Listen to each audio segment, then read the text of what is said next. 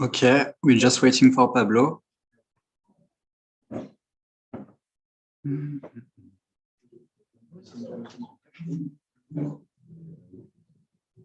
Ouais, non, là. Okay, we're just waiting for Pablo.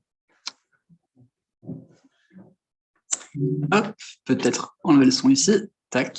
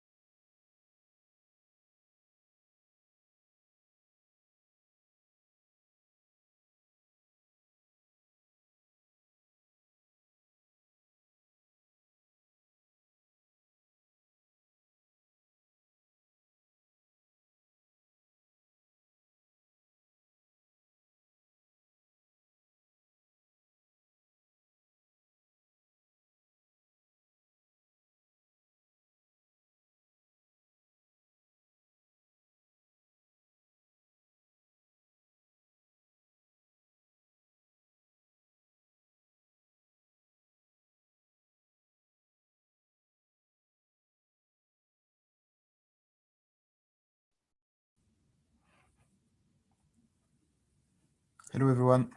Salut Pablo, hi. Okay. Okay, so hello everyone.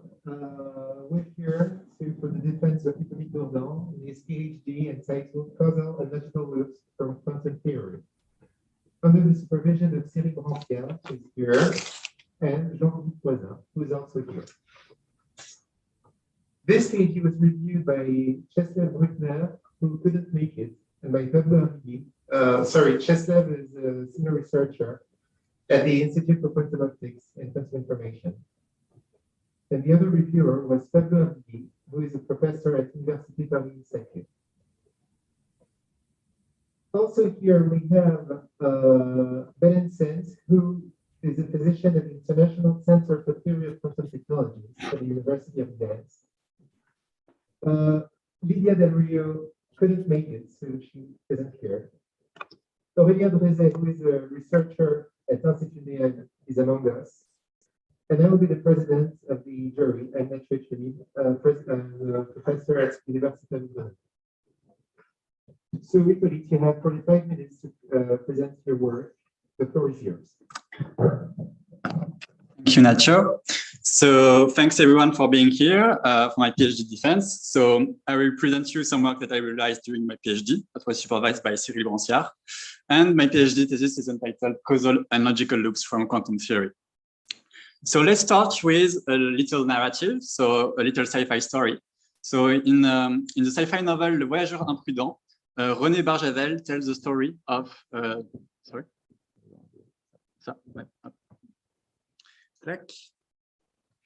So René Barjavel tells the story of a time traveler that traveled back into the past and accidentally kills his ancestor. And so think about it. He killed his ancestor before this one had time to take a wife and have children. So he, the time traveler, disappears. That's understood. He does not exist. He never existed. But if he does not exist, if he never existed, he could not kill his ancestor. This is a so-called grandfather paradox. And so in his novel, Barjavel writes to be or not to be, Hamlet wondered, to be and not to be, replies the reckless time traveler. And so I'm quite fond of this kind of time travel story and paradoxes. And so I wondered, could I find some kind of simple physical model to just formalize this paradox? And so here is the way I did that. So my own causal loop model of the grandfather paradox.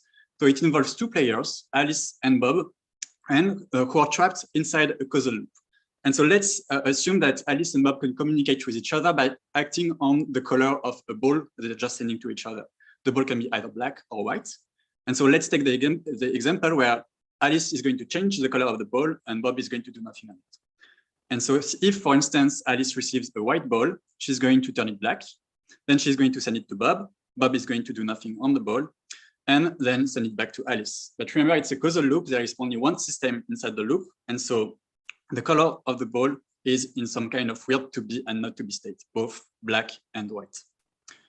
And so a way to escape the paradox is the following. You can cut the loop, and by cutting the loop, you're going to reintroduce some notion of causal order or some notion of time. So if you cut the loop this way, you're going to have Alice before Bob. The other way, you're going to have Bob before Alice. And so this idea that some notion of time or causality might not be fundamental, but might emerge as some kind of a necessity to avoid paradoxes and logical inconsistency is a metaphysical idea that really inspired me throughout my thesis, that really drive me during my work. And actually, the motto of my PhD thesis is the following. It's, remove that. It's a sentence by Kurt Gödel, who wrote that time is the means by which God realized the inconceivable that P, for example, the ball is black, and non-P, the ball is white, are both true. So because we have time, we can escape the paradox and have a ball that is both black and white without paradoxes. Okay, so let's go back to the novel and to the to be and not to be state of the reckless time traveler.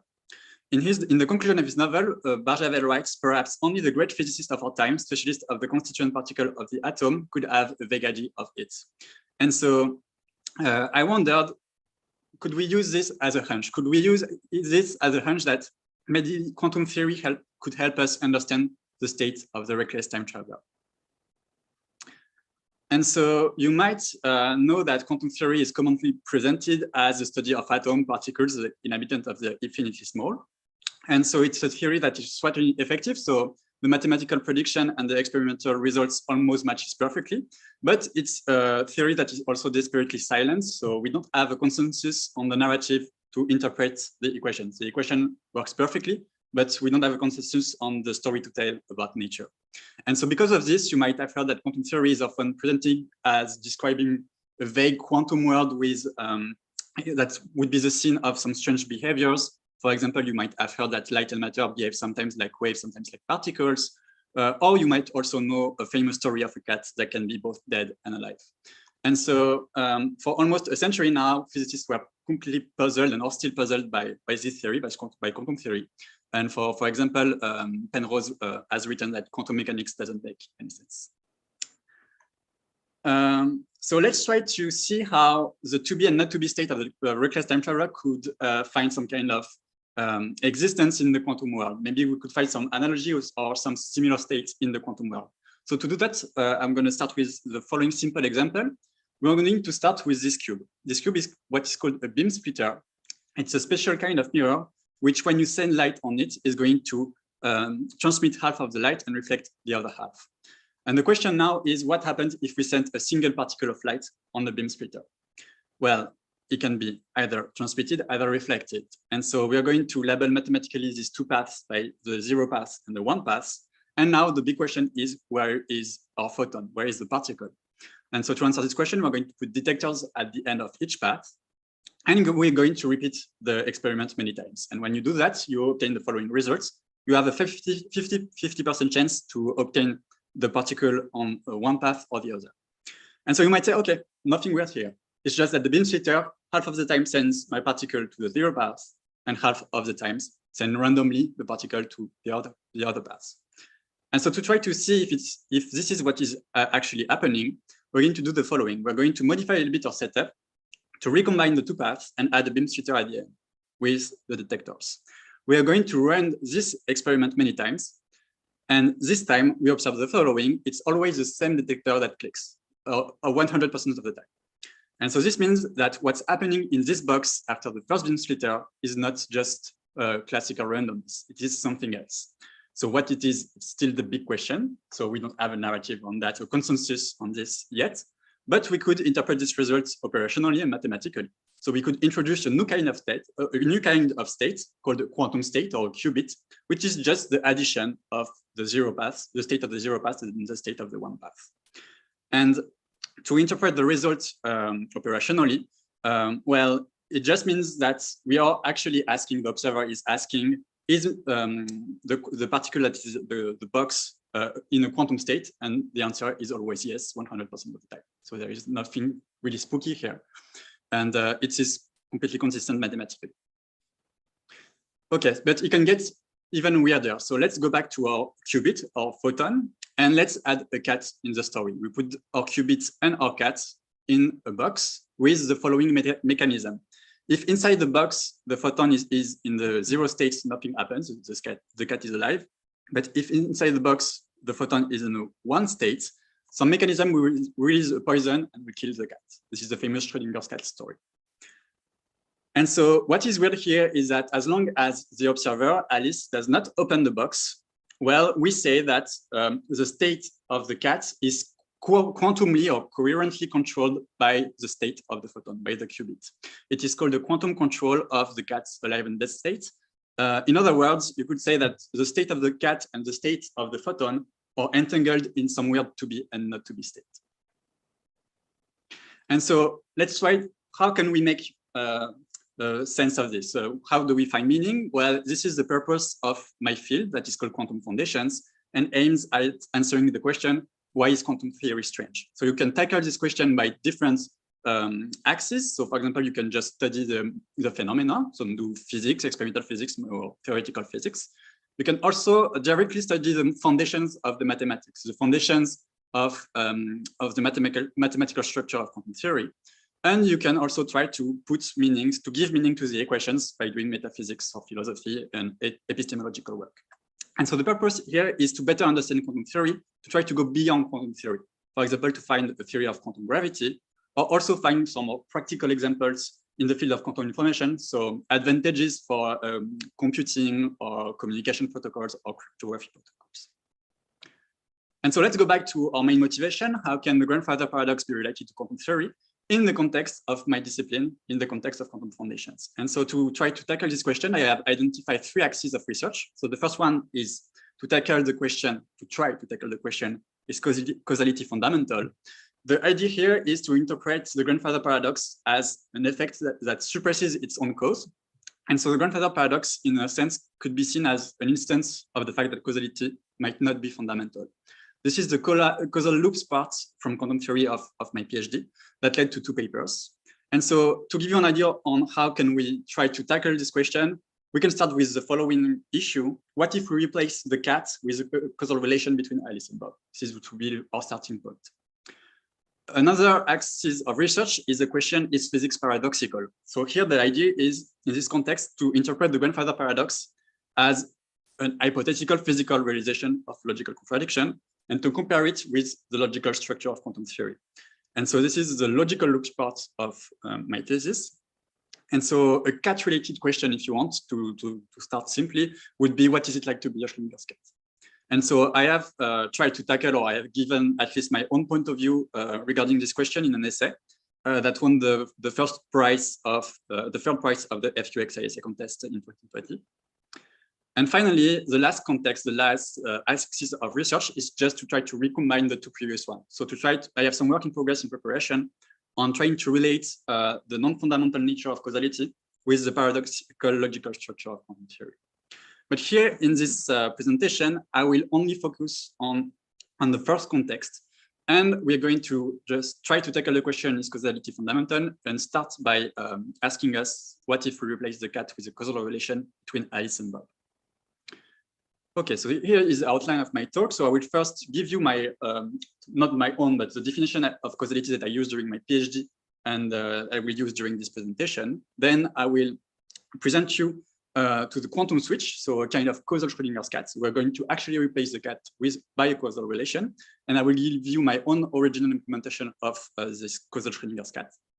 Then I'm going to introduce you to the specific feature that underlies quantum switch, and that is called causal non-separability. And finally, I will explain you how causal non-separability manifests itself inside the quantum switch, and I will give you my own experimental protocol to certify that you have causal non-separability. Okay, so let's start with our notion of causality. So the quantum formalism is an operational formalism. What it means that the mathematics of quantum theory deals with experimental procedures, so just succession of operations. We call them quantum circuits. And so you start with the preparation of the system that is going to be transformed, and then at the end of the circuits, you have a final measurement that is going to end the circuits. And so in this context, an event, the definition of an event is just a local operation that can sometimes generate an outcome. So for example, here you have Alice and Bob, and Alice is in her laboratory, Bob is in his laboratory, and they're going to perform some operation on the system they see in their laboratories. And Alice is going to generate outcome A, and Bob is going to generate outcome B.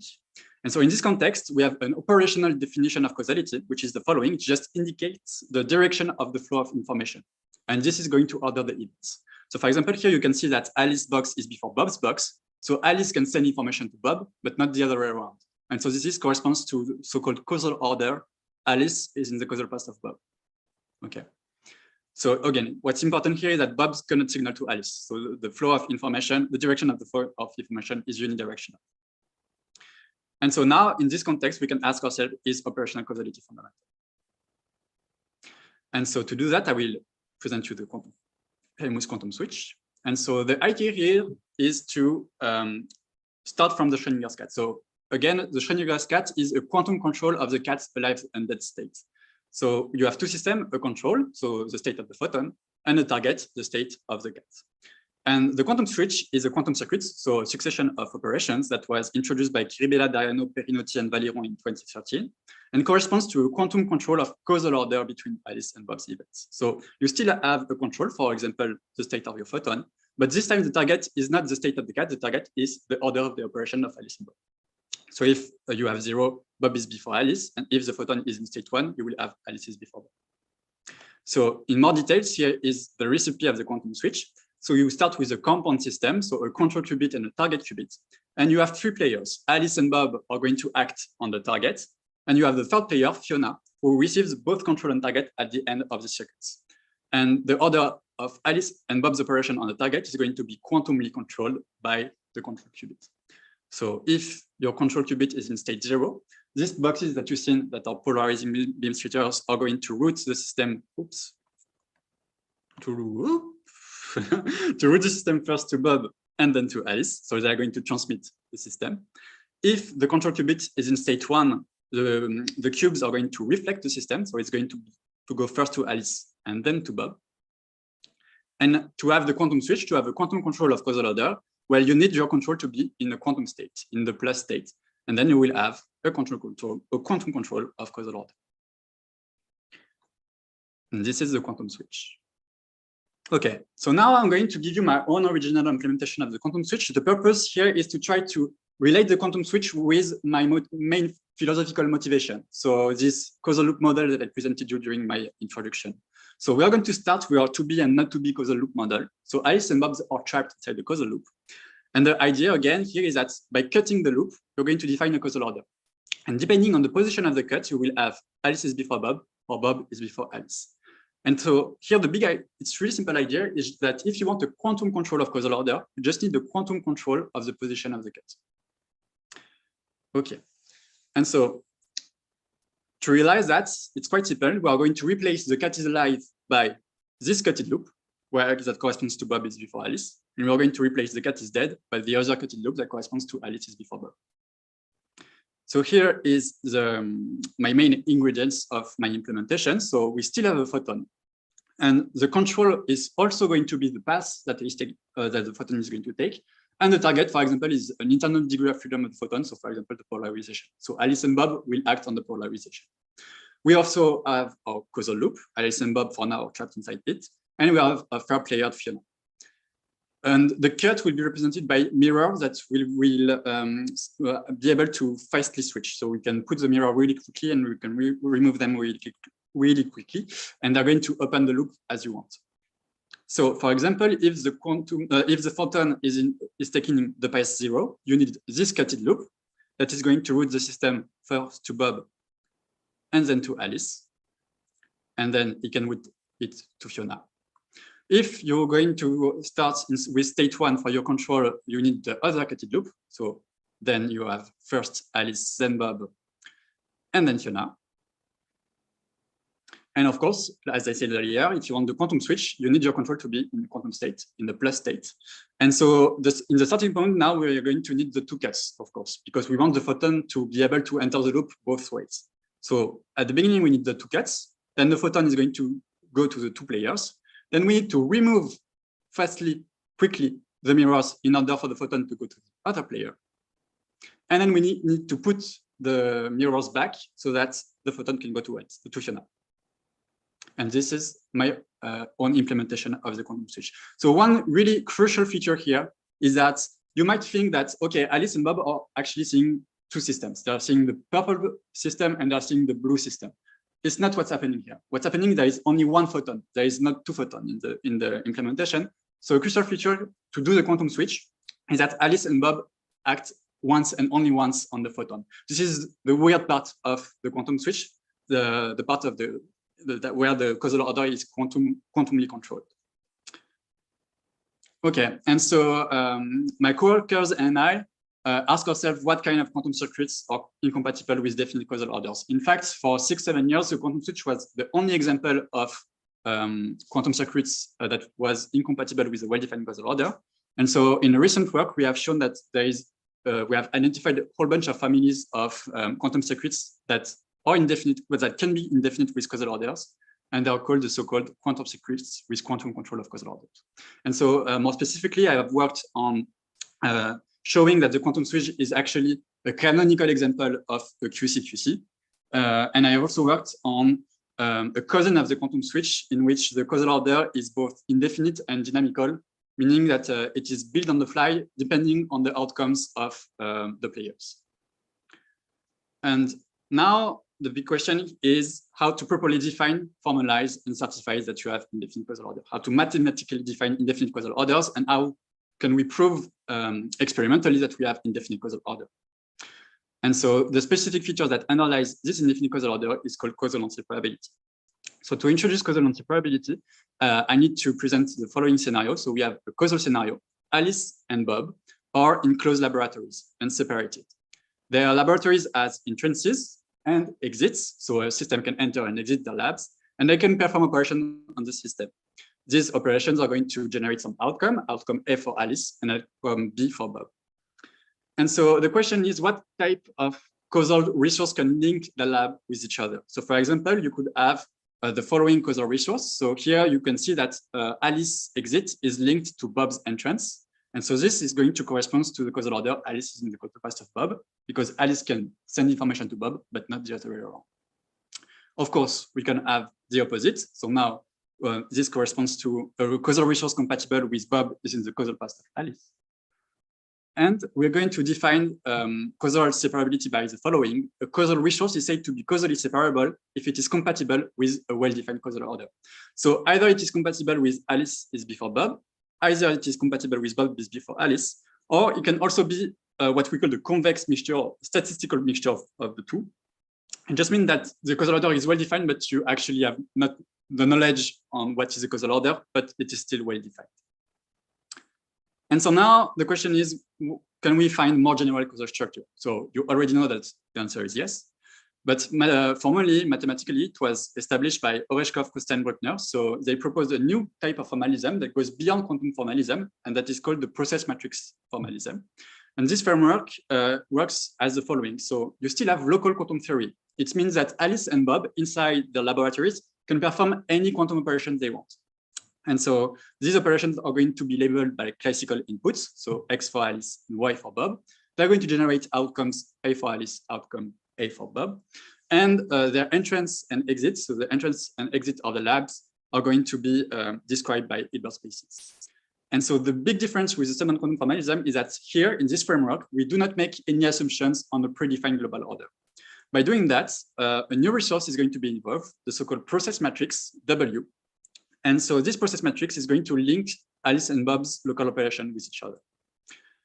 And the process matrix is adaptive to any kind of communication scenario. So for example, this type of so-called quantum channel, so that links Alice's exit to Bob's entrance, you can have it the other way around. And it also adapted for example, quantum states, so shared quantum states, like entangled states, for example. And so in this formalism, we can also compute correlations. So you can also compute the statistics, so the probability for Alice and Bob to obtain outcome A and B, even X and Y. And so this probability rule is often said to be a generalized bound rule because it has the same structure of the probability rule of standard quantum theory. And importantly, we want these probabilities to be non-negative and to sum up to 1. And we also want Alice and Bob to be able to do any kind of quantum operation they can in the lab. And so this is going to actually impose some mathematical constraints on the W's. So the W's has to be positive semi-definite and also to satisfy some specific linear constraints. And as you know, so you already met the quantum switch, some processes W or some causal resource are incompatible with a definite causal order. They are the so-called causally non-separable process matrices. So that cannot be written as a mixture of well-defined causal order processes. And so this is really interesting because it's pretty weird. So it's fun to play with, but it's also interesting because it can be useful. So it is going to be able to give us some advantages in information processing tasks. So for example, for specific protocols in discrimination of operations or communication scenario protocols. And so an interesting question now is there a general method to certify experimentally that your process matrix that you're using is causally non-separable? So for example, if I give you a process matrix, how can you prove experimentally that it is causally non-separable or not? And which underlying assumption also are necessary to do so? And quite interestingly, this certification works in analogy with entanglement. So like the certification of entanglement, here the certification is based on a notion of trust. So the less assumptions you're going to make, the less you need to trust your devices. The less devices you need to trust. For example, a canonical scenario is the so-called device-dependent scenario, where in this type of scenario, you need to completely trust what Alice and Bob are doing. You need to fully characterize their operations in order to say if W is causally separable or not, causally non-separable or not. And so this, in this scenario, the certification is universal because it actually works for every causally non-separable process matrix. And if it works in analogy with the device-dependent certification of entanglement, you just need to be a so-called causal witness. And so to do that, Alice and Bob are going to perform some specific operation experimentally. This specific operation, you need to really make sure that they are applied. You need to make sure that this is the right operation that are applied. And after that, it's going to generate some statistics. And from these statistics, you will be able to calculate a specific quantity. If this quantity is negative, there is a mathematical argument that certifies you with certainty that the process is causally non-separable. there is another important scenario. It is the so-called device-independent certification, and this is the opposite of the device-dependent one. So in this one, Alice and Bob operations are treated like black boxes. What it means that you really don't care what they do. So you don't care what they are doing in their labs. You only care about their results. You only trust their results. You only trust what they are computing and outputting from the lab. So you just look at the statistics, the probability of obtaining A and B given X and Y. And from these statistics only, we'll be able to say if the process W is causally non-separable or not. And so again, so we are focusing on the correlations. And how does it work? Well, correlation compatible with a specific causal order, Alice is before Bob or Bob before Alice, are going to satisfy some specific mathematical constraints that corresponds to non-team learning conditions. And so if the correlations that you're computing with the W and the untrusted devices are incompatible with a definite causal order, these correlations are so-called non-causal. And it means that your process, the W, is causally non-separable in a device-independent way. And this works in an analogy with non-local correlation that can violate Bell inequalities in the standard quantum formalism. Here, non-causal correlations can violate causal inequalities. And so you might say, we know that the device-dependent case is universal. It's working for any processes. So what do we need to, what is in your interest to untrust some devices? What is the point of untrusting devices? Well, there is firstly a pragmatical interest. So the device-dependent certifications are quite laborious to implement in the lab, and they often can lead to false positive. And also untrusting a device, so treating your devices like black boxes, can be really a big advantage in communication or cryptography protocols. So for example, if you want to, in a communication or cryptography protocols, you want to use causally non-separable process matrix, it can be a big advantage to make sure that it is causally non-separable without trusting what Alice is doing, without trusting Bob, because they could be spies, for example. Another important interest is a phenomenological one, because some processes are causally non-separable in both ways, device-dependent and device-independent, but some processes are not. Some processes are only causally non-separable in device-dependent way. So causal non-separability has different, can manifest itself in different ways and not in the same way for every processes. So there is a difference in the phenomenology here. And finally, I could also speculate on some kind of metaphysical interest. So what does it mean to do physics without trusting your devices? This is the big question. Maybe it has some epistemological consequences. I don't know, but I will be happy to try to know this. Okay, so I'm entering the last part of my presentation, and so I'm going to show you how causal non-separability manifests itself in the quantum switch. So this is the process of the quantum switch. So you can see that there are three different terms. The first one corresponds to Alice is before Bob before Fiona. The second term corresponds to Bob is before Alice is before Fiona. So these two terms are well-defined causal order processes. And you also have these two last terms that are not well-defined and could be called causal interferences. And because of the last two terms, because of these interferences, well, the process matrix of the quantum switch is causally non-separable. Again, it cannot be written as a statistical mixture of well-defined causally ordered processes. And so since the device-dependent certification is universal, of course, you can certify the causal non-separability of the switch in a device-dependent way. So you can build a witness, and it has been done experimentally in Australia. And the idea is this device-dependent certification robust to noise? What if the process matrix, the quantum switch I am using, is imperfect? What is it? If it's noisy, can I still certify that it is causally non-separable? And so we're going to try to test the robustness of the certification by adding a mathematical noise to the process of the quantum switch. And this will be parameterized by the value R that corresponds to the amount of noise. So to check how it's working, so as the following, here, this is a set of causally non-separable process matrices. So the quantum switch is in this set. And here it is a set of the causally separable one. And so we're going to add more and more noise to the quantum switch until we reach the limits of the two sets.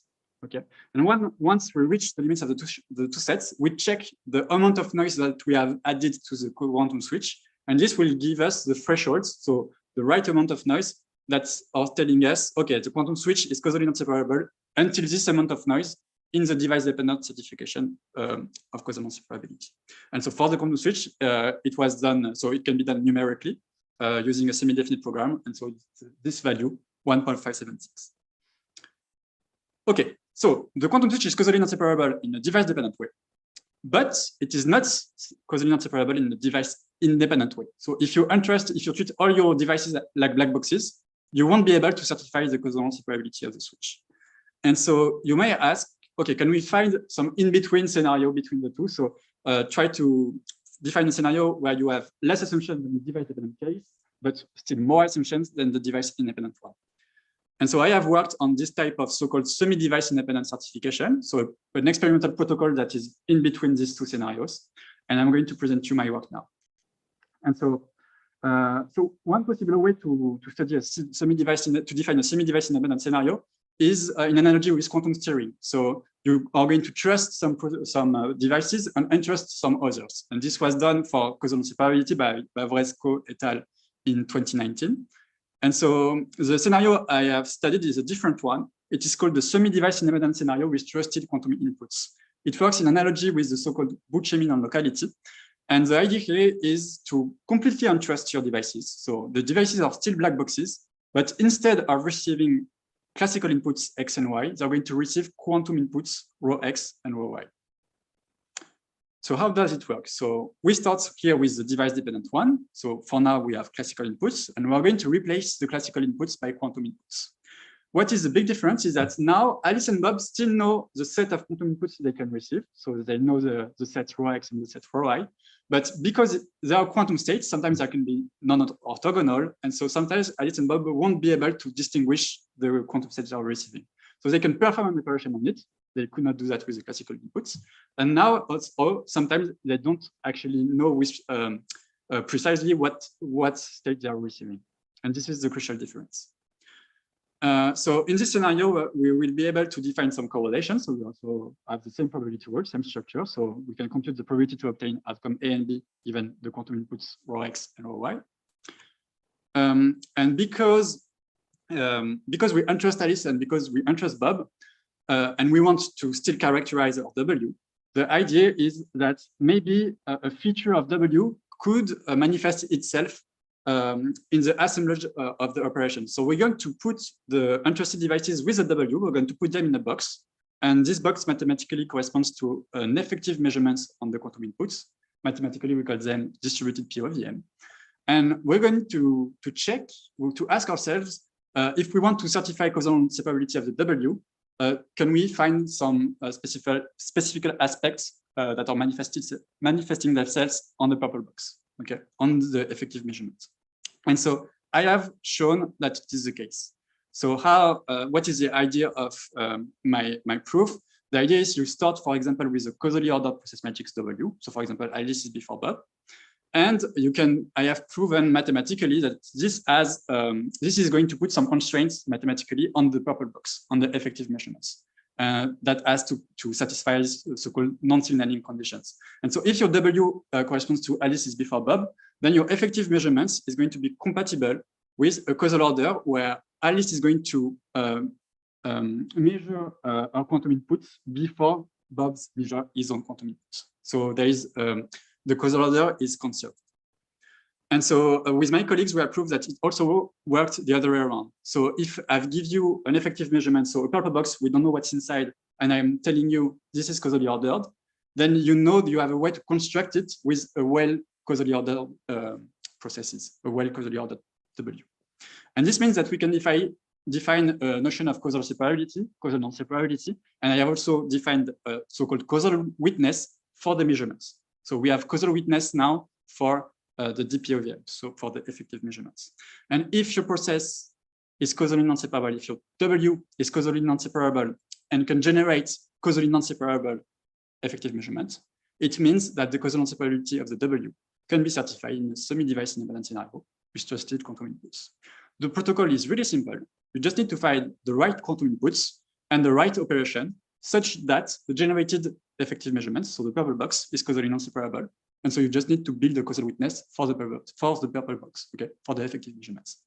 And so I have actually proven that it can be done with a switch. So what I've done is I just found the right operations that enable the quantum switch to generate a causally non-separable DPOVM. And so the quantum switch, in the end, I have proven that the quantum switch is causally non-separable in a new way, in a semi-device independent way with quantum inputs. I have tested also my protocol, my experimental protocol. I have tested its robustness to noise. So it's the same protocol as before. So we are adding some mathematical noise and we are checking the threshold until it becomes causally separable. So remember, for the device-dependent case, it was this value. And for the semi-device dependent case with quantum inputs, I have shown that it is also robust to noise, but for a threshold that is smaller. So what does it mean? It means that I was not able to find operations that will allow me to certify the causal non-separability of some noisy quantum switches that we know that are causally non-separable. But with quantum inputs, it's still an open question. And so my guess is that it is not possible. There are some noisy quantum switches that cannot be certified with quantum inputs. It's my conjecture. And this differs, this is a big contrast with the analogy with entanglement, because to certify entanglement with quantum inputs, we have a general recipe. It is universal. Any entangled state can be certified with quantum inputs. And here it seems that for causally non-separable process matrix, it is not the case. Okay, so I'm reaching the end now. So we know that the quantum switch is causally non-separable in a device-dependent way. We know now with my results that it is also causally non-separable with quantum inputs. And so now we can ask ourselves, can we put more constraints on the devices, the untrusted devices, to try to reduce the gap, okay, the gap of noise. And so I have done that, and my idea was to start with another semi-device independent certification, so-called the TTU certification of the quantum switch. The idea is you trust Alice, you trust Bob, but you untrust Fiona, so TTU. And so it was shown by Bavaresco et al. That the quantum switch is causally non-separable in this type of scenario. And so what I have done is that I have generalized it by doing the following. I have replaced the trusted devices by some specific structure. So we have untrusted devices. So we have only black boxes, but we trust the structure of the boxes. We trust that one part of the box is a POVM, a measurement, and the other part of the devices is a channel. Okay, so we need bipartite quantum inputs. One part is a quantum measurement, and the other part is a quantum channel. But they are still untrusted. They are still black boxes. And so I have tested the certification, this certification, and its robustness to noise. And so you can see that the quantum switch now is causally non-separable for a threshold of noise that is way closer to the device-dependent one, 1.3. So the gap is still not closed. So there are still noisy quantum switches. We still don't know if it's possible or not. But now I have actually identified a whole family of causally non-separable processes that are causally non-separable with quantum inputs and these additional assumptions. Okay, so it's time to conclude. So I have explained you, I have given you my own original implementation of the quantum switch as a causal Schrödinger skate based on my metaphysical motivation. I have explained you what was the mathematical feature behind indefinite causal order, so-called causal non-separability in the process matrix formalism. There are various ways to certify causal non-separability of process matrix based on the notion of trust. And so I have given you some example of my some results of my PhD. So I have made a significant relaxation of assumptions to certify causal non-separability. So a new protocol to prove causal non-separability experimentally. And I have shown that the quantum switch is causally non-separable with quantum inputs. Some perspectives for my work. So it will be interesting to better understand which causally non-separable process matrix can be certified with quantum inputs or not. It's still an open question. So I have reduced the gap, but without these additional assumptions, the question is still open. As I told you, my conjecture would be that we will never be able to completely close the set, but still is an open question. It will be interesting to certify also the causal non-separability with quantum inputs of other QCQC, other quantum circuits with quantum control. So as I told you, the quantum switch now is not the only example. We have identified a whole family of quantum circuits with indefinite causal order. So it will be interesting to try to test them also. And finally, I am currently working with some colleagues on trying to go towards a fully device independent certification by combining my new protocol with quantum inputs and another protocol that is called self-testing. So it was done for entanglement, and we're trying to do that with causal transferability now.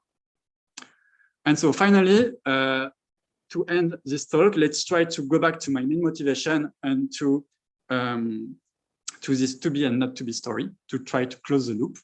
Well, to be and not to be, how can the grandfather paradox be related with quantum theory? Well, I have shown you, I tried to show you that indefinite causal orders, like the grandfather paradox, might be an instance of the fact that causality might not be fundamental. However, unlike the grandfather paradox, indefinite causal order do not imply a logical inconsistency. They do not imply paradoxes.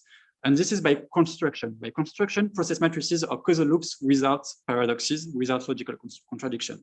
And actually, I have some work in progress that try to illustrate that in a new way, in a specific paradoxical causal game. And so the grandfather paradox is not like the quantum control causal order and causal transferability I presented you, because the grandfather paradox has some logical paradox inside. And so my conjecture is that maybe the grandfather paradox might be closer to a so-called contextuality of causal order. The idea is it might be similar to the structure of this impossible figure. You have some logically consistent context that corresponds to the well-defined time, the well-defined causal orders. And when you want to embed them in a global loop, in a global context, you have some inconsistencies. This is so what I call that contextuality of causal order.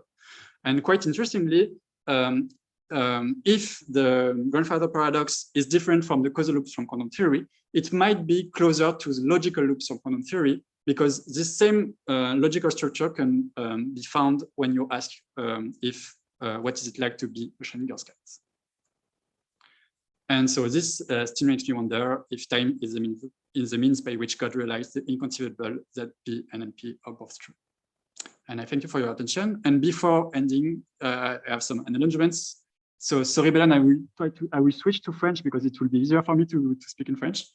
Alors, avant de finir, je voudrais remercier du coup, j'ai pas mal de gens à remercier, je vais essayer d'être rapide. Je veux commencer par remercier Cyril pour m'avoir rencontré pendant ces 3 années. C'était vraiment, je suis un peu ému, c'était vraiment super.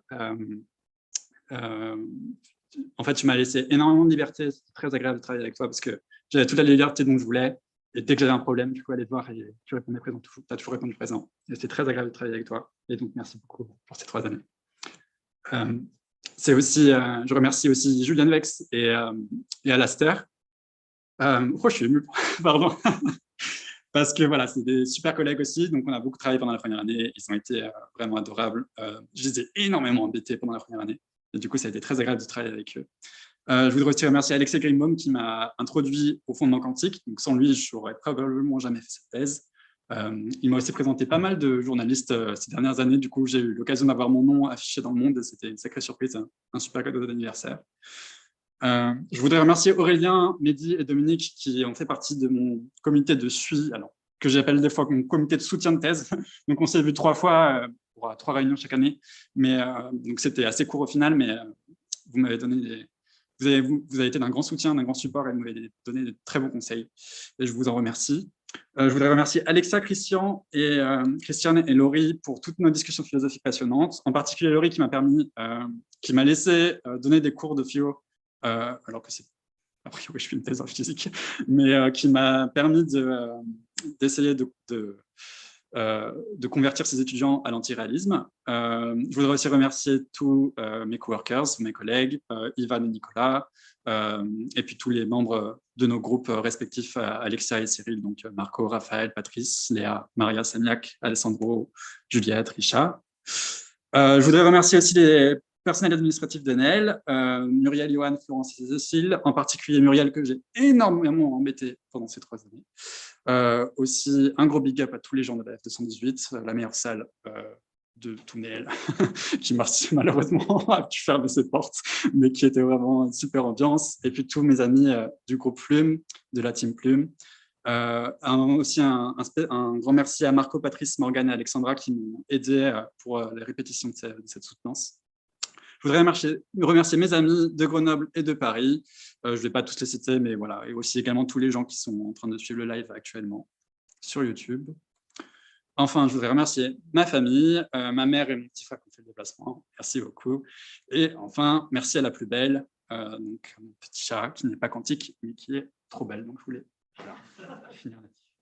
Merci à vous. Et merci de votre attention.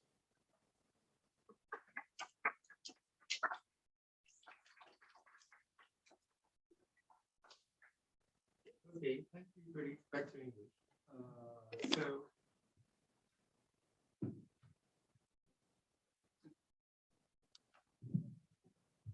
So we're going to switch to the questions.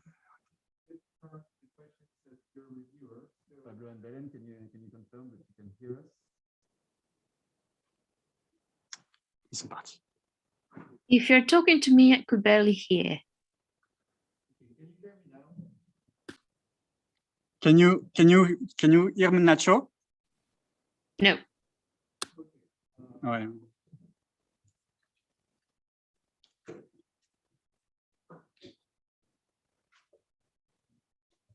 Okay, so it's time to move on to the questions now. We're going to start by the questions by the first reviewer, Pablo Arrigui, who is a professor at Université Paris-Saclay. Pablo. Hi, everyone. So I couldn't hear what you said, but I guess, I mean, Nacho, I guess you asking me my questions, right? Yes, yes, you. Okay, great. So thanks a lot, Hippolyte, for the very clear talk and the fascinating thesis. I'd like to try and play the devil's advocate a little and ask you about the reasons why you are so interested in this semi-device independent criteria. So what's the selling point of it? If I compare it to for instance, device dependent with noise, with certain noise tolerances, for instance. Yes. So to me, I think first there is a pragmatical point. The idea is that the device-dependent certification are pretty complex to compute because if you do, for example, an error of aligning your laser experimentally, you can have false positive. So it's quite difficult to implement.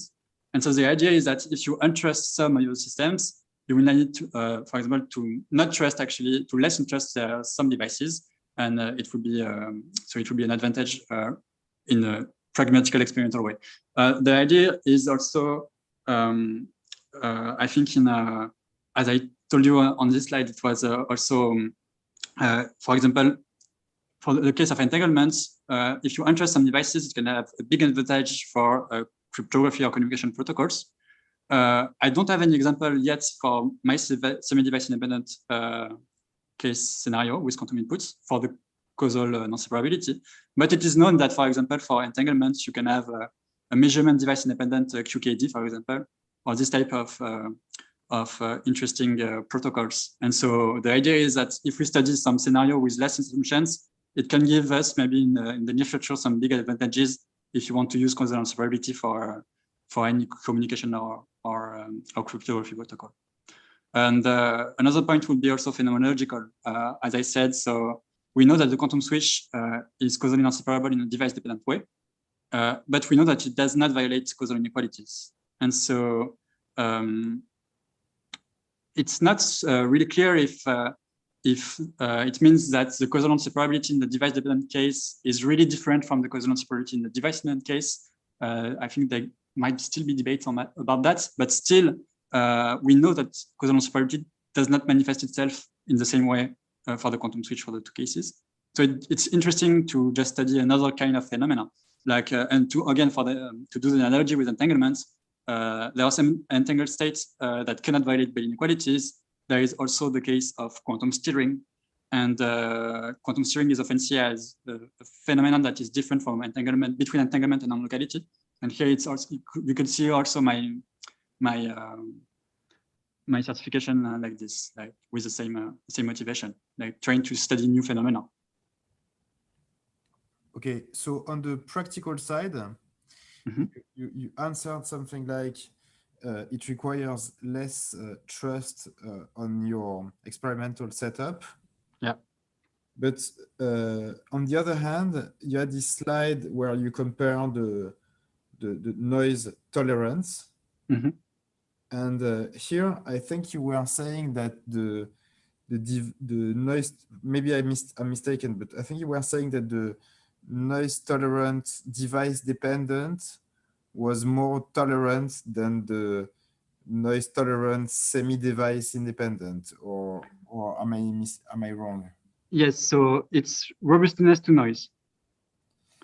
So yes. Doesn't that contradict the practical No. argument? Yes. That's a good question, but yeah, it does not contradict it. So it's two different things. So you have the difficulty to implement. So, for example, to certify that the quantum switch is causally inseparable experimentally, if in a device-dependent way, if you try to build a causal witness in this type of protocol. But still, it depends actually on the quantum switch I have given you.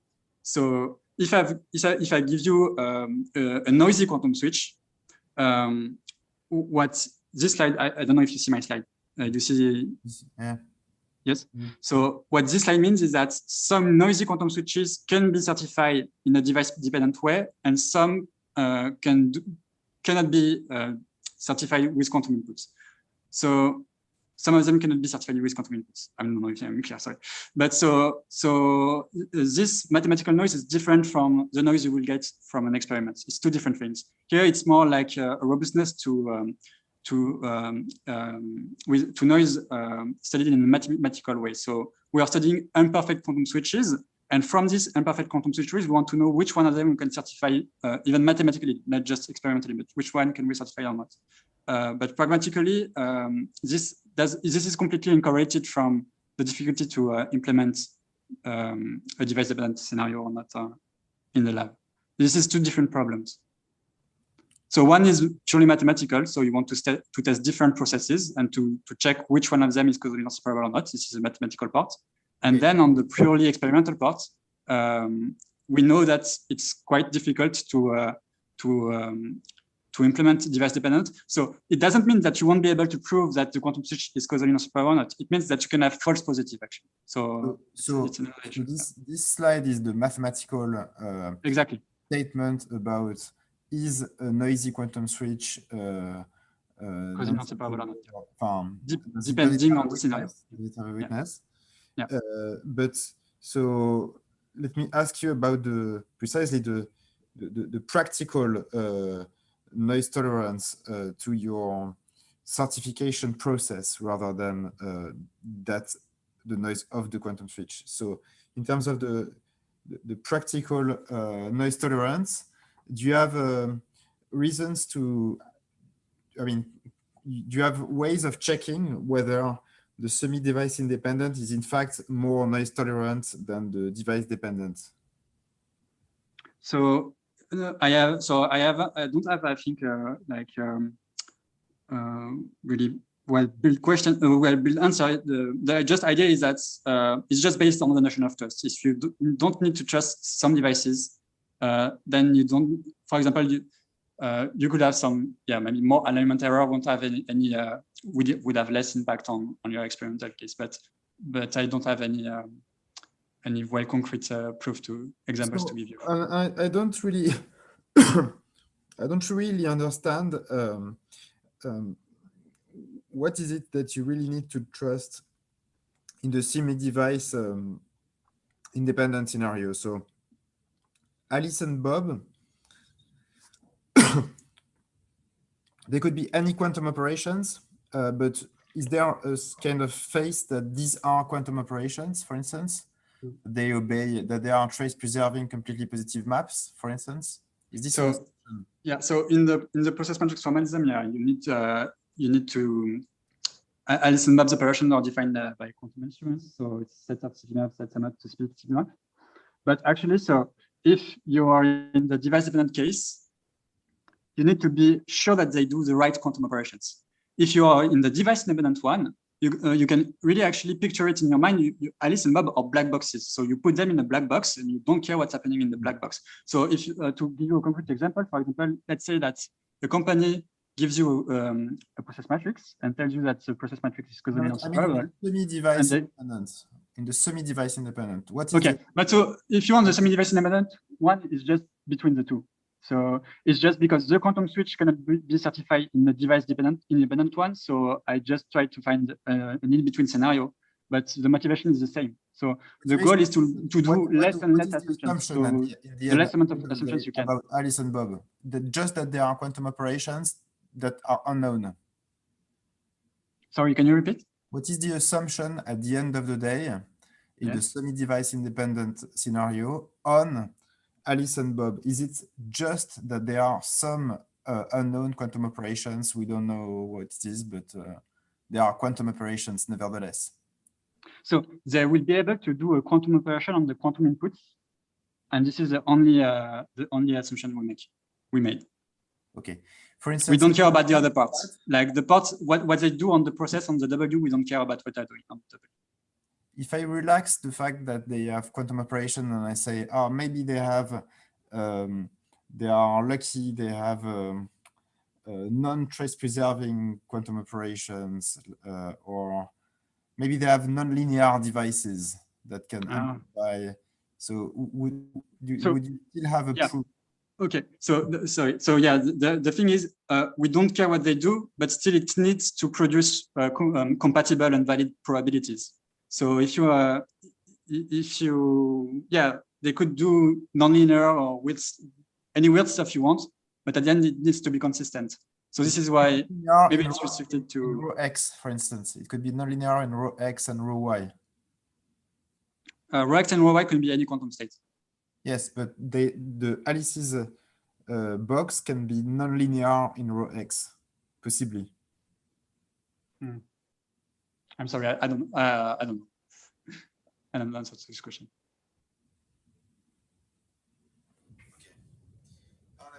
It's okay. So,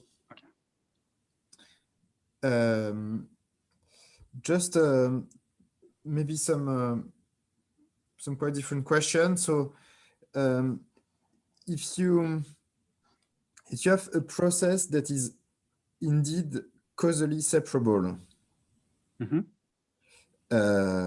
so I guess that means that. So what does it mean exactly? It means that it's a mixture of a process that where Bob cannot signal to Alice, and Alice cannot signal to Bob, or something like that, no? Exactly. Yes. Okay. So do we know how these guys are implemented? I mean, is there a kind of circuit shape to those? I mean, can we prove, for instance, that these causally separable processes, they are with some probability in some circuit shape where it is manifest that the signaling only goes from Alice to Bob, and some other probability the converse shape, if you see what I mean. I'm not sure. Do you have the Wigner theorem in mind? I have the Schlingmann-Werner theorem about decomposing non-signaling quantum operations. Okay. So I have this slide to try to answer your question. Up. Right. Do you see the slide? Yes. Yes? Okay. Okay. So the idea is that so this theorem is like built on the dilation theorem. And so the idea is I'll give you a channel. I'm just going to rephrase your question. I give you a channel, and if the channel respects some constraints, some specific constraints. So for example, you said that Bob's cannot signal to Alice, you will have a specific implementation of this channel in terms of two boxes. So one where for example, Alice, the box of Alice is before the box of Bob, and they're linked with each other with a quantum memory. I think this is different from what we do in the process matrix formalism. So in the process matrix formalism, we already assume in the beginning that Alice and Bob's already have well-defined quantum operations in local laboratories. So the operations are local operations already, and so there is not this. We do not start from this channel with this channel box in the beginning, or if you want, so this corresponds to some kind of the dual comb that we are studying. So we are studying the comb of the process, where we have so internal operations inside the process, and Alice and Bob's operations are the external operations that you're going to plug in the process. And here it's the other way around, so it's a dual. Here it's the comb is so it's not really the process of Alice of the player's operations. And if you put some constraints on this comb, you're going to have Alice's Bob or Bob before Alice. But it's it's a dual issue. It's a dual problem. It's not the one we are studying in the process matrix formalism. So I would say to answer your question more clearly, this is not what causal separability is about. Causal separability is about the dual of what you're just describing.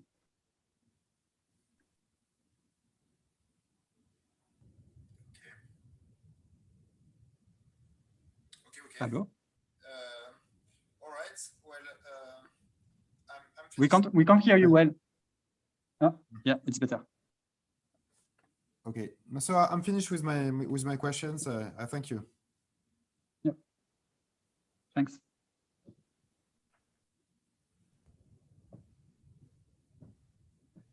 Okay, thank you, Pablo. So as Chisna Bruckner isn't here, we're going to move on to the questions by the examiners. And the first one to ask her questions is going to be Belen Sames, who is a physicist at the University of Gdańsk. I can't hear very well, but I think you were asking me to go for my questions. Yes, it was. So, well, first I would like to thank you, Hippolyte, for the thesis. It was really enjoyable reading it. I think you did a good job there. So thank you for that. I do have a few questions. Some of them are about the contextuality part, which you did not present here. Yes. Is it okay to ask those questions as well? Or you can. how? No, you can, yeah. Okay, so I think maybe so starting with something about that you were discussing in the part about these causal structures, indefinite causal structures. You said something in your thesis that I don't think you mentioned in the talk, which is about how to try to argue or define when some causal order could be physically implemented, or definite or indefinite. Yeah. And there was something about a postulate of purifiability, like when you can purify the process. Yeah. So my question is, what do you think about that? Because there was like one of his postulates that was about, it can be physically realized if and only if it can be purified. What do you think about that? So I think it's it's an interesting question. I'm not sure I have an already well-defined take on this, but so this is why I like our approach maybe a little bit more, because our approach was bottom-up. So we start from quantum theory. We basically all trust that quantum theory is physical, and so the idea is from quantum theory what could be indefinite causal order or not. So we make sure that it is implementable in the end. The other way around, so the top-down approach is interesting, but again, we can argue, I think, for days and years about is this criterion the right criterion for physicality or not? Purifiability, I guess it's quite natural, but is it satisfying? I'm not sure. So the thing is, because So of course, the quantum switch and the QCQC are purifiable processes because it's quantum theory, so it's okay. But for example, there is this Lugano process that is quite weird and interesting. That is, and is able to violate the causal inequality. And this one satisfies the purifiable criterion. And do I believe that it makes it physical? I'm not sure. But there were some results that might hint that purifiability could still be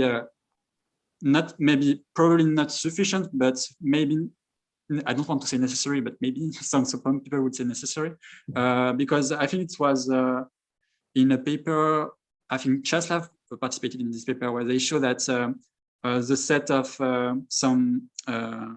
I think it's quantum causal reference frames, processes that can be built with quantum causal reference frames, or actually the purifiable ones, or something like this. There is an analogy here, and so in the end, the processes that we would think that can be done experimentally with quantum theory, a lot of them are purifiable, almost all of them. So yeah, but yeah, to give you an answer, I would say I don't know. I don't know, because I don't want to say yeah, purifiability is well, or purifiability. I don't believe in purifiability. I don't have a strong opinion. I don't have a strong opinion on that. But to me, it's probably not enough.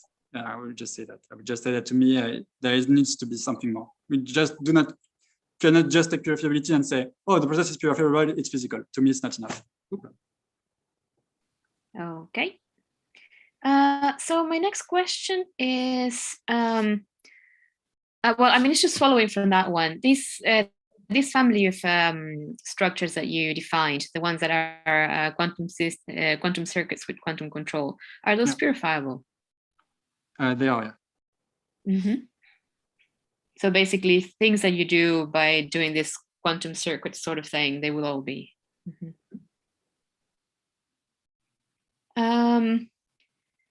So the next question,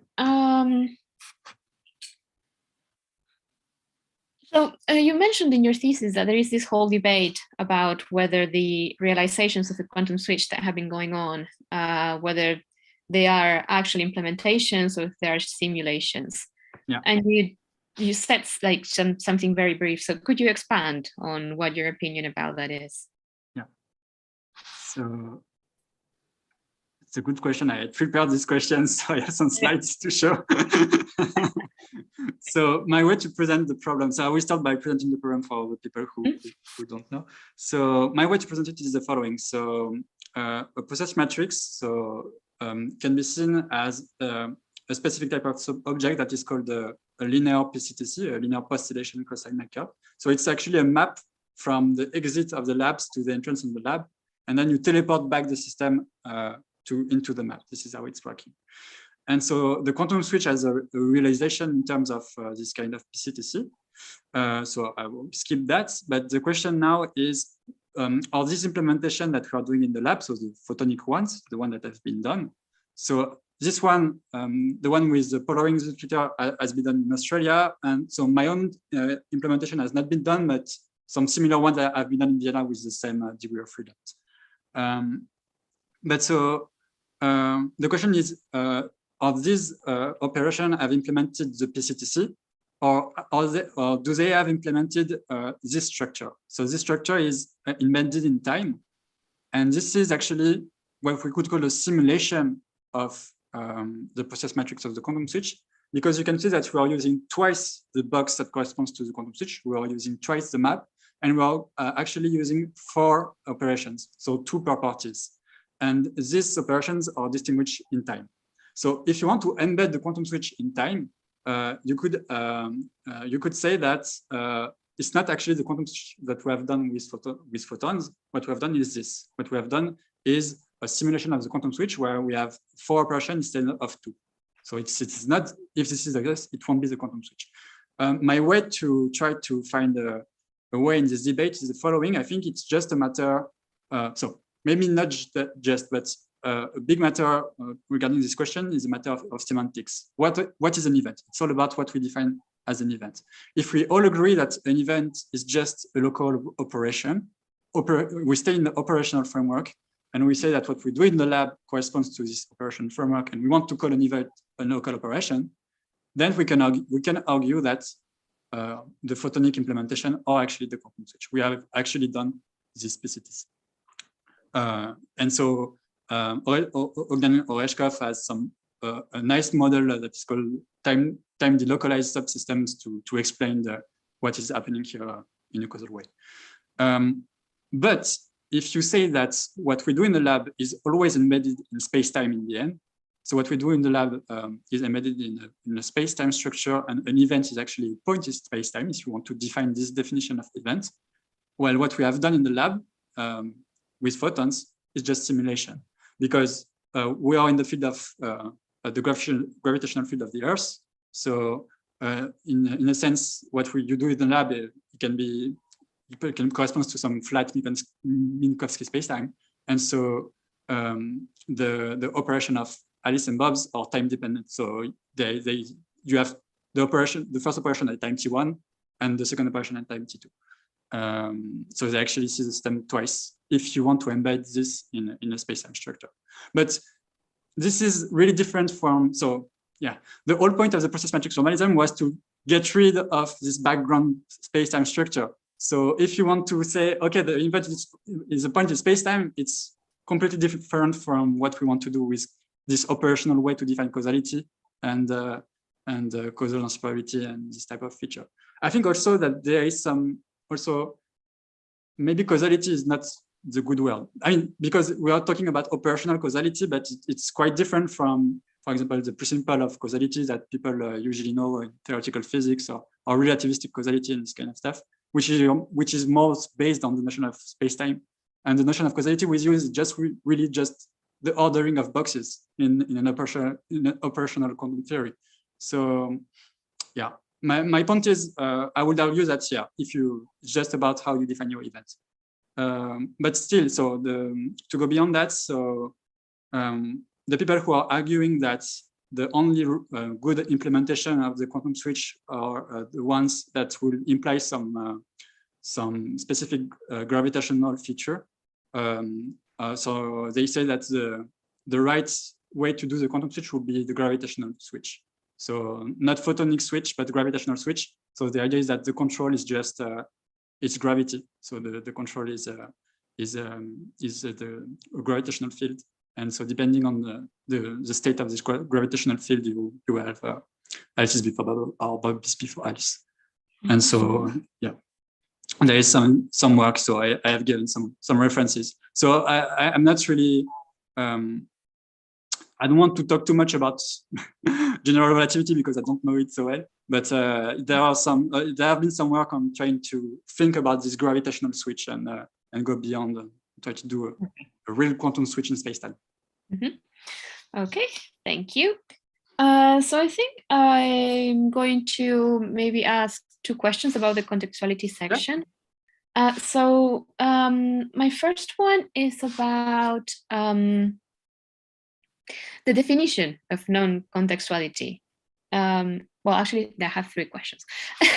So the first one is in your thesis, the way that you wrote down the assumption of non-contextuality was something about eigenvectors of observables and that, that picture, and that is quite, it's very quantum focused and is kind of different from the kind of black box approach that many of us work on, which is, you want the marginals to be well defined, and that's how you tell that the outcomes don't depend on the other measurements in the context. So how, my question here is, are those 2 notions equivalent, or when do they differ? And what was your motivation for using the quantum specific one rather than the more operational based one? So my motivation was, I would say, mainly I wanted to study logical loops from quantum theory. So I wanted really to stick to quantum theory. And so I only needed current speaker to do that, or the logical approach. So like the Abramsky one, or this topological contextuality. But I agree that you had in mind maybe the Speken's one, I guess. No, I'm not going into that. I think like even in the kind of Kochen-Specker stance, if you have a PR box that you wouldn't be able to talk about contexts there because you don't have quantum states, but it would still be a kind of a Bell scenario that you can think of as a Kochen-Specker contextuality scenario. So the idea was so to stick to the logical part, and also I guess I really take the RD paradox because to me it was like one of the simplest. I guess PR boxes are not so hard to study maybe, but yeah, I wanted to stick to the RD paradox as a canonical example because it's and I think it's a really nice example just to try to go from one representation of contextuality to the other, because yeah, again, the argument is really simple. And the idea I had also in mind was at the end I wanted to study this Cauchy-Gerner paradox also. And since its structure is based on the RD one and these logical ones, I just needed to stick to the quantum theory parts of the current speaker. I didn't need to check the other ones. But yeah, it would have been interesting also to check this one.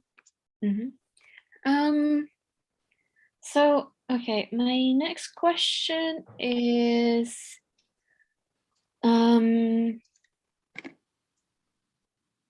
okay, let me go for the long question then. So in your thesis, you've focused on the case of bipartite scenarios. You always talked about Alice and Bob. And especially, for example, in the contextuality part of your thesis, you were talking about, these hypergraphs for Alice and Bob, and when they are a Bell scenario, and you were drawing conclusions about all of the different signaling hyperedges and so on. So, like when I was reading that, one of the first things that popped to my mind was, what about multipartite scenarios, like Bell scenarios but with more parties? And the reason why I thought about that was that the fully random product that it's relevant for the bipartite case no longer applies to the multipartite case. There are various different ways to generalize it. So I was wondering if you had thought about, or if you have any opinion about how these different ways of generalize the fully random product to many parties could relate to like different types of thinking about causal structures. And so my answer might be a little bit disappointing because I wanted to stick to the bipartite one because I didn't need to check all these different ways to generalize the fully random product. So I knew that. So I knew that I understood this one, and I wanted still to just stick to simple things and just me try to really understand how it's working. And so, of course, I have checked how it was working for the multipartite, and I realized that there are this whole family of different fully rounded projects. So I don't have a really good knowledge about them. I know they exist, but I haven't checked that. So I just wanted to. It was my work on contextuality was really like my personal investigation. I just wanted to try to understand simple things and try to represent contextuality, to find simple ways to represent contextuality for myself. And so I know that, yeah, for multipartite, it's different and it's really interesting to check, but I didn't have the time to do that. So I stick to the bipartite case. Yeah. No, I mean, there is already enough structure in the bipartite case to be rich to study as a starting point. But maybe, I don't know, as a suggestion for the future, if you want to continue that sort of thing, there were like we had different types of ways to define this product. And there was like some of them, they could like connect with this fixed order of the parties that you have, or these, what you call the classical control, which we denote in the paper as dynamical wirings. That's why we talk about this control, like classical order of the parties where, you know, the order gets dynamically updated. But then there was a much bigger one, like another way to define the product that contained more hyperedges than these classically controlled causal structures. And we don't really know if there is a causal way to explain them. So maybe that could be interesting to check. a question that you can check in the future. Mm-hmm. Yeah, thanks. So, okay, so I think maybe I'm going to stop there because I think you've covered all of the other things in your previous questions. Yes, sorry, before because I know that you are preparing the manuscript for the contextuality bit. And to me, it was quite confusing when you were referring to a context by HI. So if you guys are not set on that notation, I would suggest you to change it, because I was thinking about hypergraph, and it's like, yeah, okay. It's not a hypergraph. It's a context. To me, it was it was a bit confusing. It was a sentence for RD, but yeah, I can change I can change the notation, of course. Yeah. I mean, it's just a suggestion. No, it's a good suggestion. Thanks. All right, that's it from my part. Thank you. Thank you, Belen.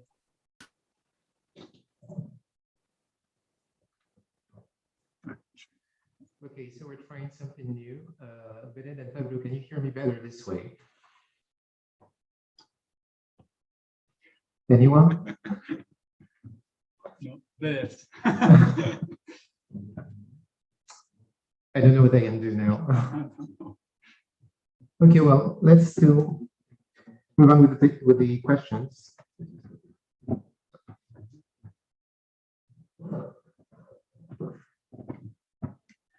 Pablo and Belen, can you hear me? Yes. Yes. Okay. Okay, so we're moving on with the questions. So now Aurélien Dorezé, who is a researcher at NEAL, is going to ask his questions.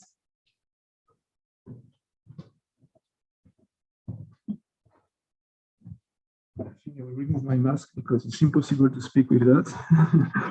So, okay, so thank you very much for your fantastic presentation. And so what is, I would like to thank you, Cyril, for the time for this jury, because it's very pleasant to see the progress of your work, especially because also I was a member of this committee for advancements of thesis. I saw the difficulties and the good endings for your job. And the thing to say also concerning your manuscript, because what is nice, maybe also because it's the rule in France, is to make an original manuscript, but your manuscript is very interesting. It's not simply you simply have to gather articles like it is in many countries. So I think the manuscript will be very useful for the students and the PhD students who follow you. So this is a very aesthetic work, so it's good. And also as a private note, I can say that I enjoy very much the dynamism and the curiosity during the seminars and conference, especially your institute, and also when the one organized by Christian Mariani. So no, I'm not a specialist of these topics. I'm sorry, I will have to make some remarks. They will look a bit naive, but I will try.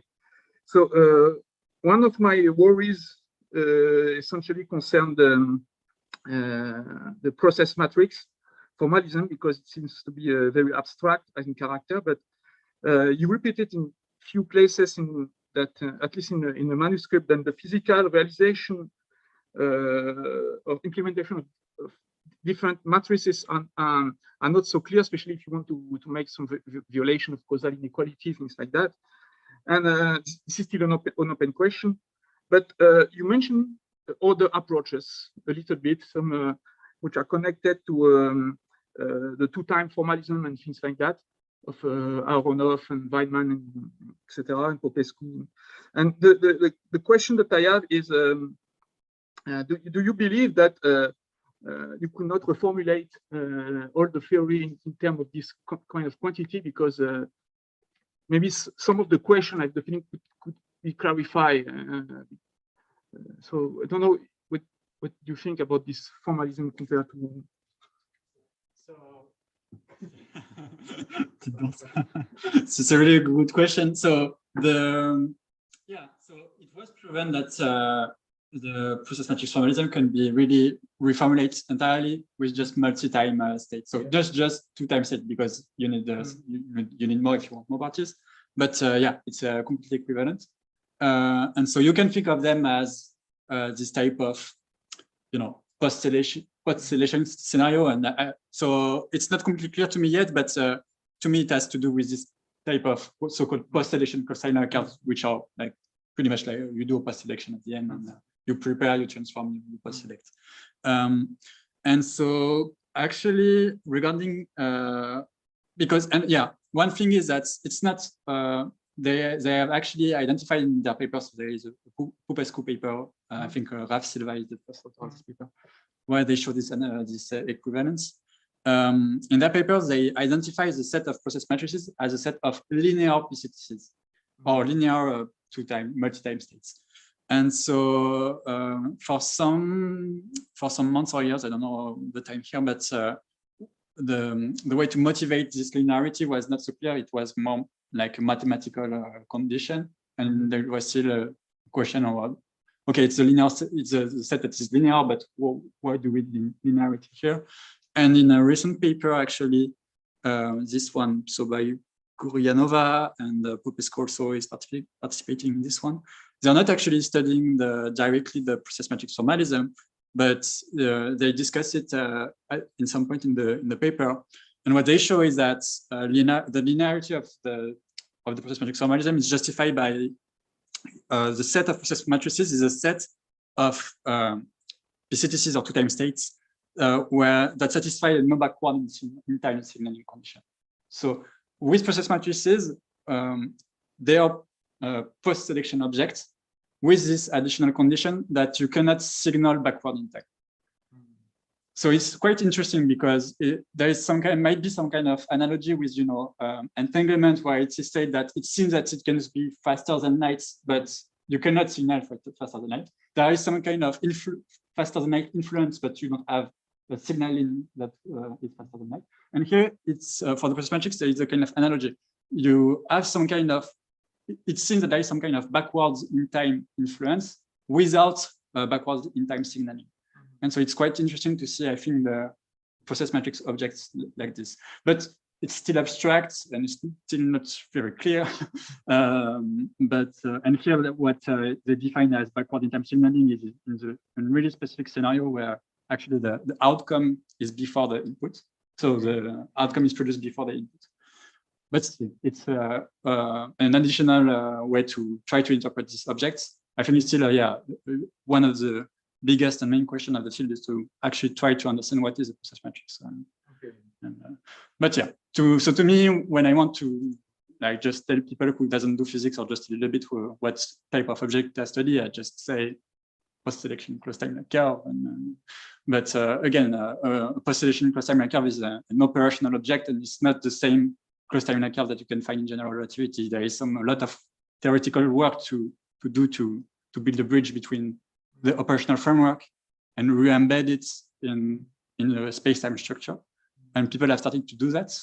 I haven't really looked at it yet, but I think this is one of the main things to do in the field is that try to re-embed the object we are studying in space-time, the space-time structure, and try to better understand them in this type of structure. Okay. Yes, because the one thing about this post-selection is, okay, if you make a post-selection, then you could probably make an experimental implementation of the causal inequality that is what was discovered by Bruckner and Costa and Rushkoff. It is possible to do that? Yes, it has been done. It has been done. I don't know experimentally. I know that there's a paper where they want to say they find a way to violate the causal inequality with post-selection. Okay. But again, to me, it's cheating. Like post-selection is obvious post-selection is cheating. What is interesting is like if we find, for example, I don't know, cosmical objects or some exotic objects that so what is interesting would be to find an object where the post-selection is not just selecting in trivial naive post-selection, but to find a fundamental post-selection. Maybe some with an exotic cosmological object. I think that in some paper they were telling about eventually some, I don't know, signal from the end of the universe or whatever. But so something's quite exotic. But yeah, so this will be interesting. But you can actually cheat, and there is also another paper where they say that they have violated causal inequalities with two-way communications. But again, doing two-way communications is you don't respect the rules in the beginning. So of course we can, if you could say could violate causal inequalities in this way, but it's a really trivial way to do that, and I would interpret these results as cheating. So I'm not saying that the results are not interesting, but the conclusion is too quick to. This is a point that can be debated along a lot, so we can maybe I can ask something else, because the details about the quantum switch that you show with the causal loop in your presentation, because you show before in yes, I think this one, this one here. Because I saw also in in the manuscript you show a causal loop representation, which is much more I would say abstract again, but this one is very pleasant. Maybe you should add something like that in your manuscript, because I remember one of your presentations, I don't remember which seminar, but you show a description of this kind of things, but not with the time version of your beam splitter, but with the wave plates. Yes, this one, yes, exactly. So I think when I checked the manuscript, I could not find exactly this presentation, but could maybe help to have this. I don't know what you think, but so I think this one is actually in the manuscripts, but not written like this. Yeah. So it's just circles. So you have the P circle, the AB circle, and the F circle. But yeah, maybe to try to better understand. For physicists, it would be easier to understand like this. Yeah, I agree. I can do that. Okay, I will not go. But yes, the question of Anya before about this debate about the realization of implementation of quantum switch is very interesting. But okay, so you present already many things. So, but I can ask you a complementary thing. I think Bruckner, in one of his first paper, already mentioned that this is not really a problem because on our operational level, because if you watch the quantum switch at the operational level, it doesn't really matter if you have four elements or two times or two elements. If you have two times Alice or two times Bob, but only one of them, because you cannot distinguish them experimentally, and it looks like similar some kind of which path experiment or things like that. So is this the problem? Or so if you interpret an event as a local operation, yeah, so it solves the problem. Okay, so and actually, so the experiment in Australia, Cyril was the theoretician they were working with. They actually do that. Okay. So you could still argue that in time there are four events, but they are using, I think, the trick they are using is Fred. I don't remember what was the trick, but they have a trick, an experimental trick where this distinction between Alice and Bob's operations in time are indistinguishable experimentally. And so the argument again is if an event is a local operation, they have done the quantum switch. But if an event, we want an event to be really a point in space-time and not in interval in space-time, because you could also say that, okay, an event is this interval in space-time, and they're also solving it. But if you want actually an event to be a point in space-time, I think we can see, people could still argue that they haven't done it. But yeah. So some questions maybe about the the RD and Wigner story, because you didn't mention during the presentation, of course, but it takes a large part in your manuscript, and it's very interesting. It's very elegant discussion, and also you are very interested in operational or anti-realist view of quantum mechanics. But as you know, probably the RD paradox was motivated originally by something else. It was motivated by ontology, and more especially, it was for him. It was the problem of Lorentz invariance and the role of relativity, special relativity in Bohmian mechanics and things like that. And so, one of my remarks or question would be to. Probably you should enlarge your perspective on this kind of problem, and not to have only a view which is linked to operational, but also the operational way of understanding quantum mechanics, but also some other one. Maybe you could complete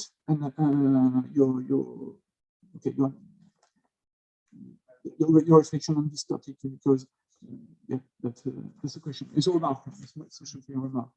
And and the last thing that I could say is that your causality and logics. At the end of your manuscript, you mentioned some logical inequality. So briefly, I would like to know if finally this logical inequality are not just a way to say, okay, physics is self-consistent or not, and then in that case, what could mean to violate a logical inequality? I don't really understand. So I actually don't understand either what would mean the violation of logical. So my point was I have some slide on this really quickly. The point of this game was really to illustrate that the process matrix formalism and the object the process matrices, even if you have causal non-separability, they do not generate a logical paradox. It was already known. It's from the start, from the Bruckner, it's in the paper. Everyone knows that they don't generate the Grandfather paradox. But I wanted to find another way to just formulate it. And also what is interesting in this type of game is that you can also not just test the process matrix formalism. You could test variations or other type of causal loops. And maybe some causal loops could lead to so-called violation of logical inequalities or this kind of stuff. Yes, if you violate a logical inequality, what you would actually show is that something in nature is just inconsistent with logic. So it will be pretty weird. But so yeah, it can be seen as some kind of tests for physics, for the consistency of physics, I would say.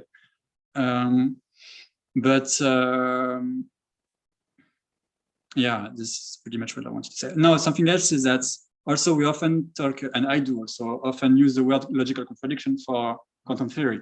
But the difference is that this shows that actually there is maybe a little bit of an abuse of language, because when we talk about with contextuality about paradoxes in quantum theory or logical contradiction, it's always counterfactual. It's never, you are not ending up in your experimental and you don't have proven that 0 equals 1. But here, the Grandfather paradox is actually proving physically, hypothetically, of course, but proving if you violate a logical inequality that 0 equals 1, or that you have negative probabilities or this kind of stuff. And so, yeah, one point was also to illustrate that, okay, be careful when we talk about paradoxes in quantum theory, because these are counterfactual. A real paradox will be much more devastating, and this will be this type of violation of logical inequality. Devastating because we don't know how to interpret that. What does it mean? It's pretty weird.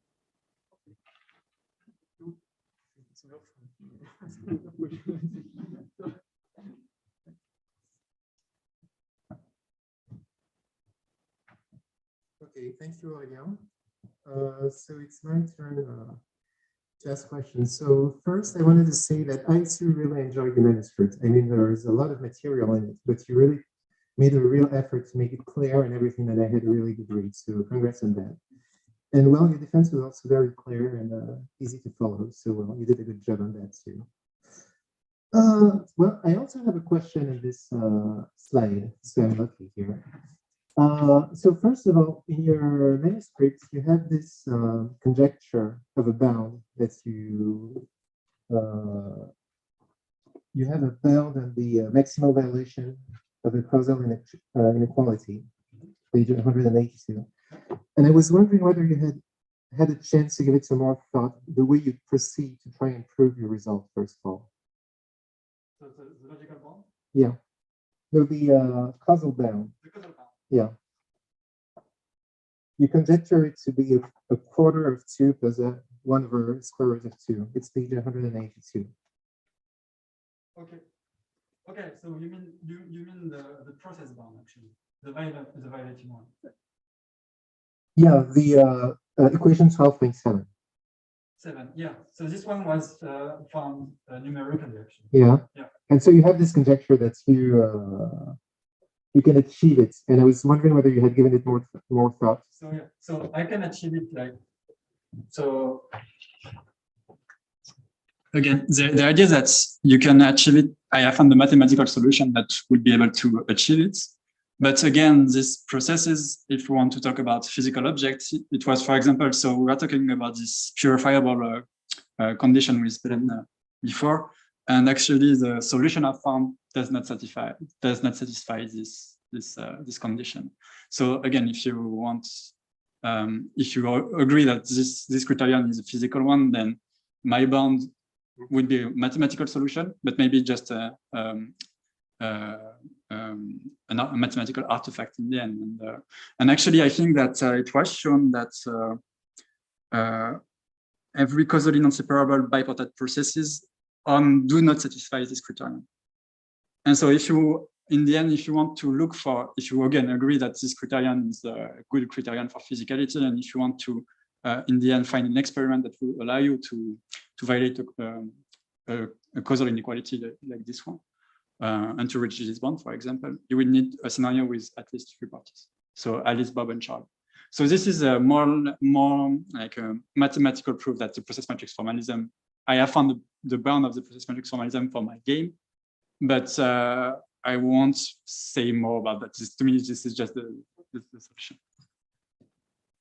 Okay. And so another question I had about this is, have you thought about how tight your hypotheses are? I mean, can you relate them, for example? I was thinking, like, for example, the output from Alice depends on her input, Bob's input, and Bob's output, and same thing. For example, could you relax some of the hypotheses and still have this kind of issue? It's a very good question. So I have built this game a little bit by hand. So I had this idea of mine to try to find a causal game that would lead to a logical contradiction if you win it with 100%. So I have just played a little bit with these inputs and outputs, and I have found this structure to be the one that will allow me. There are probably others. Actually, I found another one a couple of weeks ago. But still, it's important for the structure is quite similar. So I need the. Do I have the slide? I'm not sure I took the slide. Yeah, you need this. Oh, okay. But I need this type of thing. So I need to interpret the outcomes as statements and inputs as external values they are referring to. So this is why I'm giving the structure is not anodine. The structure is here because it's working. And if you want, for example, to switch them, it's gonna be done. So I don't have a theoretical proof that these ones are working or these ones are not, but it's a specific feature for this type of game. Yeah, I don't know if I really. Oh, okay. But yeah, it's the idea is really Alice's sentence only refers to what Bob does, whether it is input or his statements, and the other way around. But I don't want Alice to refer to herself or Bob to refer to himself. This is why you don't find A depending on X and B does not depend on Y. So because you also give when you, okay, let's look at the game when gamma is equal to 0. You give this, you have this set of solutions, which is basically that x and y cannot be both 1. And then you have, so if you like try to formalize everything in a set theoretic way, you wouldn't be able to carry out your proofs the way you want to. Am I correct? Could you repeat the piano? Like if instead of, I mean, we could, this is a way of presenting the game. Another way of presenting it is to say, I want to forbid x and y from being equal to 1. And in all other cases, I want a to be 1 and b to be x. Yeah. And so this is kind of a set theoretic way of presenting the game. Yeah. And then you, so are you saying there's going to be something that's going to work in your proofs that prevents this? Because you no longer have this self-reference from a to b and so on. So you might still have some kind of self-reference of, you might still have some kind of maybe paradoxical structure, but you will probably, what I want to keep is the causal structure. I want to keep the distinction between one part of the game, it's Alice's before Bob that has better chance of winning, and the other part of the game, Bob before Alice has better chance of winning. In order to, when I combine them, I have a causal bond that is distinct from the logical one. And so it's what I might lose if I don't have this structure. But again, I haven't checked, I don't have any theory on that. So there might be other type of solutions. I haven't checked this. Okay, thank you. That's it for me. So I don't think your supervisors have questions, but still, feel free to comment. So Jean-Philippe, Cyril? Jean-Philippe, okay.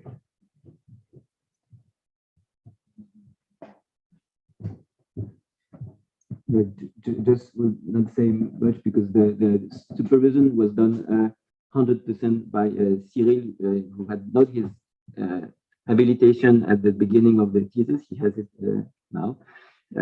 So I had absolutely no scientific input, and I'm just very impressed by the high level of the thesis, of the presentation, of the very high level of the discussion here.